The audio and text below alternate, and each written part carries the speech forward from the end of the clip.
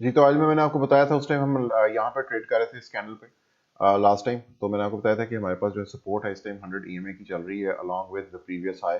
और ये हमारा रेक्टेंगल बॉक्स है सपोर्ट का, जो मैंने आपको काफी से पहले ड्रॉ करके दिखाया था कि जहाँ पे ऑयल की प्राइसेस पुल बैक में आ सकती हैं। Currently we are over there. The unfortunate thing is that we are below now 100 EMA, और उसको हमने एज ए रेजिस्टेंस भी टेस्ट किया है। You can see it over here along with the confirmation of the resistance. I think the continuation for oil is going to be to the downside, at least if we close below this level, जिसमें 74.73 is going to be the key. अगर हम इस level के नीचे close कर जाते हैं, इसको आप थोड़ा सा और भी थोड़ा सा रूम दे सकते हैं। if you have a very manageable trade in place, so I think this would be the last thing जहाँ पे आपको जो है you will have to reconsider positions, and this is going to be somewhere around 74.16।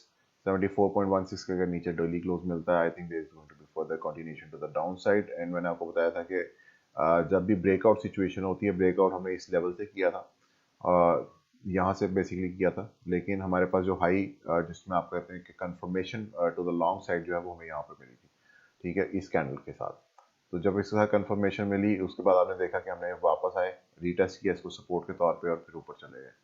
तो हमारे पास जो आपको आप करंटली आप ये कह सकते हैं कि इस वक्त अगर हम वापस इसके नीचे क्लोज होते हैं तो that is going to be a swing failure pattern. मैंने लास्ट टाइम भी बताया था कि स्विंग फेलियर पैटर्न आ सकता है, और स्विंग फेलियर पैटर्न जो है वो क्या कर सकता है, स्विंग फेलियर पैटर्न ये कर सकता है कि ये 1 to 1 रेशियो जहाँ से स्टार्ट हुआ था ये वहां तक जा सकता है।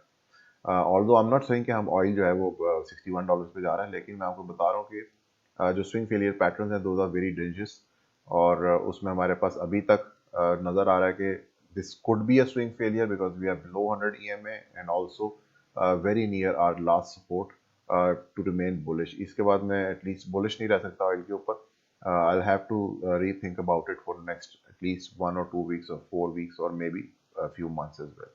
तो दे कंसिडरिंग के टाइम के साथ साथ किस तरह कौन सी पोजीशन जो है वो इट गेट्स टेकन आउट, तो उस हिसाब से जो है वी कैन से कि हमारे पास जो है further continuation to the down side on the larger term time frame आएगी या शॉर्टर टर्म टाइम फ्रेम पे खत्म हो सकती है।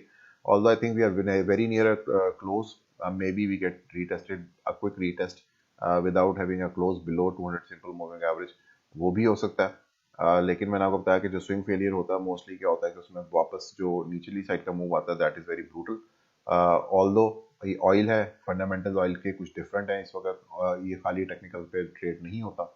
There are all pretty good fundamentals behind it currently, specially after the COVID situation, जिसमें हमारे पास जो सप्लाई चेन पूरी दुनिया में आपको पता है कि इस टाइम स्टक हुई पड़ी है, और मशीनरी जब दोबारा से चली हैं along with all the transportation and things, तो उसमें ऑयल की जो ज़रूरत है वो बढ़ गई है पहले से काफ़ी ज़्यादा। तो ये ज़रूर याद रखिएगा साथ साथ कि fundamentally we are in a good place, but technically I think we might occur into a problem. उसमें आपके पास जो लास्ट लेवल होगा that is going to be somewhere around 74.15 to be watched on the daily time frame. I hope it doesn't close below this, क्योंकि अगर इसके नीचे आता है तो एटलीस्ट 200 सिंपल और 200 exponential are going to come into play. और अगर वो भी ब्रेक हो तो further then we can discuss कि उसमें मैंने आपको बताया कि swing failure can retrace 1 to 1 the last move. So this is it for oil. Thank you.